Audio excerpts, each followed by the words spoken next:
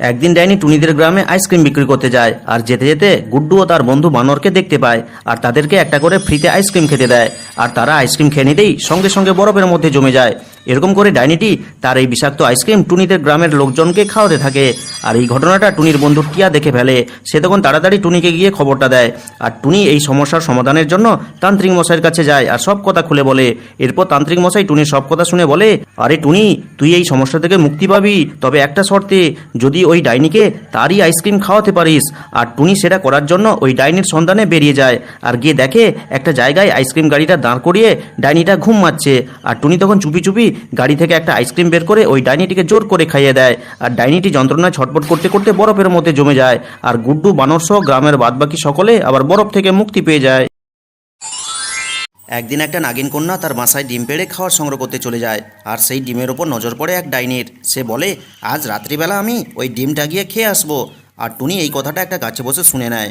এরপর রাত হওয়ার আগেই টুনি ওই ডিমটা সরিয়ে সেখানে একটা নকল ডিম রেখে দেয়। এরপর রাত হতেই সেখানে ওই ডাইনিটা আসে আর নকল ডিমটা গপ করে পেটের ভেতর ঢুকে নিয়ে চলে যায়। এরপর নাগিন কন্যা যখন ফিরে এসে দেখে তার ডিম নেই, সে তখন খুবই কান্নাকাটি করে। আর তখনই সেখানে টুনি উপস্থিত হয় আর বলে, নাগিন কন্যা, তোমার প্রিয় বন্ধু হয়ে আমি তোমার ক্ষতি কিভাবে দেখতে পারি?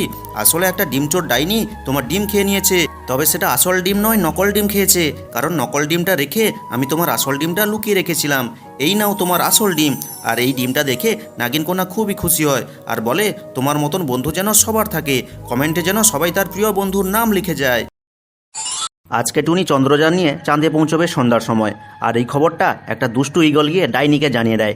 ডাইনি, আজকে সন্ধ্যায় টুনি চন্দ্রযান নিয়ে চাঁদে পৌঁছে যাবে, এটা কি করে হতে পারে? তুমি তো কিছু করো।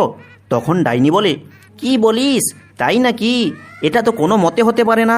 আমি যাব টুনির আগে চাঁদে। ডাইনি তখন টুনির আগে পৌঁছবে বলে সেও তার চন্দ্রযান নিয়ে বেরিয়ে পড়ে।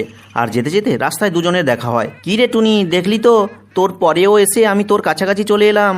আর যে তোকে আমি আমার আগে যেতে দিব না, তোকে আমি নিচে ফেলে দিব। এই বলে ডাইনিটি টুনিকে জাদু করতে থাকে আর টুনিকে অনেকটা পিছিয়ে দেয়। আর সে নিজে অনেকটা এগিয়ে যায়। আর টুনি তখন কান্নাকাটি করতে থাকে। আর এই ঘটনাটা পুরো দেশবাসী দেখে চিন্তায় পড়ে যায়। আর এরপর পুরো দেশবাসীর উদ্দেশ্যে টুনি বলে, আমার প্রিয় দেশবাসী, তোমরা তাড়াতাড়ি এই ভিডিওটা লাইক করে দাও, চ্যানেলটিকে সাবস্ক্রাইব করে দাও, আর কমেন্ট করে বলো আমি আমার দেশকে ভালোবাসি। তাহলে আমার মধ্যে সুপার পাওয়ার তৈরি হবে, আর তখনই আমি ডাইনির আগে চাঁদে পৌঁছতে পারবো। এরপর সকলে লাইক, কমেন্ট, সাবস্ক্রাইব করে দেওয়ায় টুনি সুপার টুনিতে পরিণত হয়। আর সে ডাইনিকে হারিয়ে চন্দ্রপৃষ্ঠে প্রথম নেমে দেশের পতাকা উড়িয়ে দেয়। আর জাদু করে ডাইনিকে ও তার চন্দ্রযানকে ধ্বংস করে দেয়। আর পুরো দেশবাসী তখন আনন্দে নেচে ওঠে। একদিন টোনা বাজার থেকে কিছু লিচু কিনে আনে।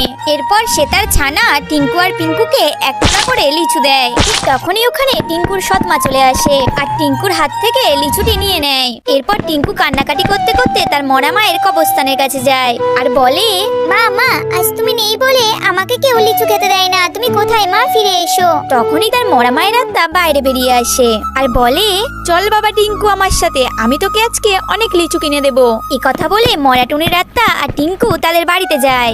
এরপর মরাটুনির আত্মা টিঙ্কুর সৎমাকে তার জাদু শক্তি দিয়ে লিচু বানিয়ে দেয় আর বলে, বাবা টিঙ্কু, এই লিচুগুলো তুই তখনই খেতে পারবি যখন আমাদের ভিডিওতে সবাই লাইক করে চ্যানেলটাতে সাবস্ক্রাইব করবে।